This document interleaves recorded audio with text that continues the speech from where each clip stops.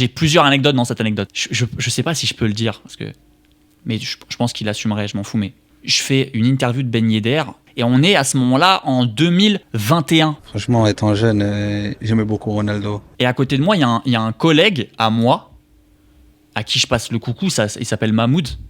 Et en gros, lui, il discute avec un gars que je connais pas. C'est-à-dire, il discute avec un gars que je connais pas, et moi, je ressors de mon interview avec Ben Yedder, et du coup, je m'intègre en fait dans la conversation pour former un trio et parler ensemble en fait. Je me dis, c'est qui, c'est son pote, je le connais, tu vois. Et on est à ce moment-là en 2021. J'arrive dans la conversation, et le gars, j'ai l'impression qu'il connaît un peu le foot, tu vois. Et il commence à dire, ouais, tu verras, ça va être compliqué pour Paris là, parce que tu peux pas jouer avec 3 restas en fait devant et tout.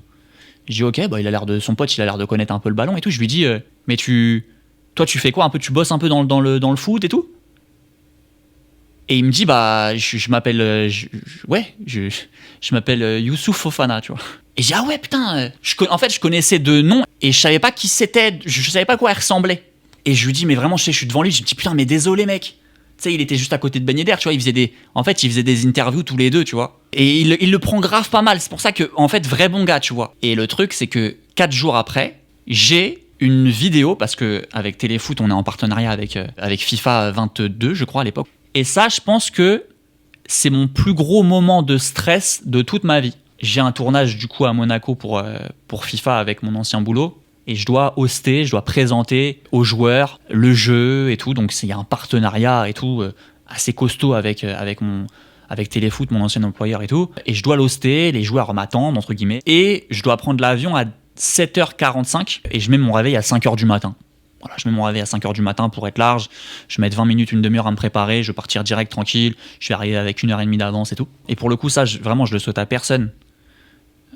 Le lendemain, je me réveille, je vois que, voilà, en me réveillant dans mon lit, je me réveille déjà sans réveil.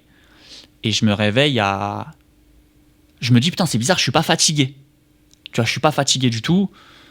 Et je regarde mon téléphone, donc j'ai mon avion à 7h45, et je regarde mon téléphone, et il est 7h. Il est 7h du matin. Et j'avais mis mon réveil à 5h du matin. Quand je vois mon téléphone à 7h, déjà, il faut se dire qu'il y a un partenariat, il y a de l'argent en jeu, tu vois, et je dois hoster ce truc-là, si je suis pas là, ça se fait pas limite, tu vois. Et quand je vois mon téléphone à 7h du matin, je le vois devant moi avec le téléphone à 7h du matin, je crie instantanément. Je crie instantanément de peur et je suis effrayé en fait. Je me suis dit, Clem, en plus j'ai fait les choses bien, je l'ai mis à 5h, j'ai fait les trucs et tout. Mais en fait, il a pas sonné mon réveil et en fait, mon réveil, je l'avais pas mis sur le bon jour. Je l'avais décoché le mardi.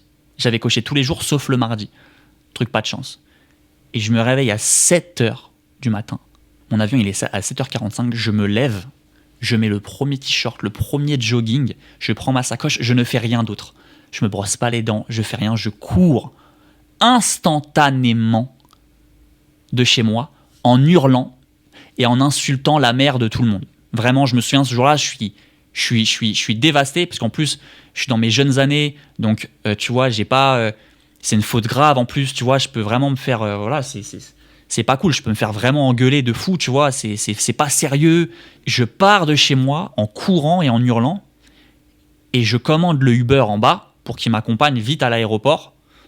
L'avion décolle à 7h45, je vous mens pas les gars. Le Uber, il me dit arriver à 7h... genre, il y avait marqué fermeture des portes à 7h45.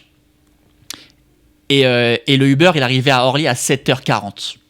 Le Uber, tu connais sur l'application, il change de sens, il revient dans l'autre sens, ça change de chauffeur et tout. Et moi, je pleure dehors. Je pleure dehors. Vraiment. Je suis quelqu'un dans la vie de tous les jours qui n'est pas du tout stressé. Pas du tout stressé.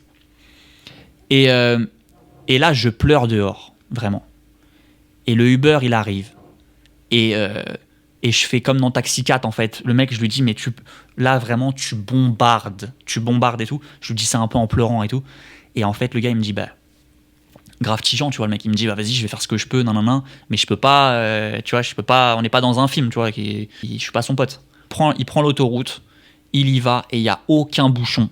J'arrive à 7h40 et je n'ai jamais couru aussi vite que ça en sortant d'un truc. Dès que j'arrive dans l'aéroport, je crie Nice, en fait. Je crie Nice à haute voix. Et il y a un mec qui me dit c'est là-bas, nanana. Donc je crie Nice, le mec il me dit là-bas, je cours à 100 km/h, je pose le truc sur porte-bagages, j'arrive sur l'avion et j'arrive au dernier moment dans l'avion. J'étais le dernier de la queue et tout, j'étais tellement content d'arriver. J'arrive du coup dans le tournage, donc à l'heure, pas de galère. Et en gros, moi en fait, je suis parti pour FIFA 22, voilà c'est ça, FIFA 22.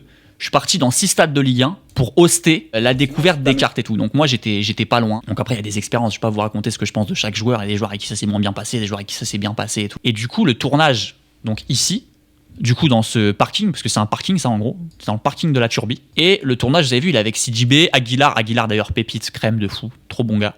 Ça veut pas dire que les autres étaient pas cool, mais Aguilar est trop bon gars. Il s'intéresse aux gens, tu vois, il parle, il pose des questions. Et d'un coup, c'est ça qui est marrant dans l'histoire, j'entends une voiture qui se gare pas loin. Et je vois des phares qui sont pointés vers moi et un mec qui descend de la voiture au loin. Et je vois une silhouette devant les phares, tu vois. Je vois la silhouette, elle est toute noire, je vois rien. Le mec est un peu loin, il est à 20-30 mètres. Et il me fait « Hey, hey !» Et je me retourne, je dis « Il parle à moi ou quoi là ?» Il fait « Hey !»